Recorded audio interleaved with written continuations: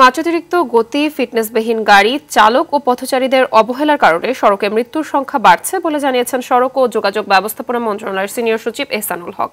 সকালে রাজধানীর ফার্মগেট এলাকায় পথচারী, চালক ও যাত্রীদের মাঝে সচেতনতামূলক লিফলেট বিতরণকালে তিনি এসব কথা বলেন। সম্মিলিত সচেতনতা ও আন্তরিকতা ছাড়া সড়কে মৃত্যুর মিছিল থামানো সম্ভব নয় বলেও উল্লেখ করেন তিনি।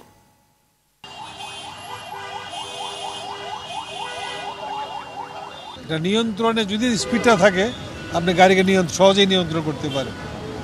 এই যে চালক, পথচারী সবারই একটা রোল আছে, কিন্তু এই ইয়েতে পুলিশের আছে, আমাদেরও আছে।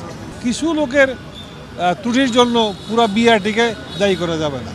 তা আমরা সেটা চেষ্টা করতেছি কীভাবে স্বচ্ছতা নিশ্চিত করা যায়।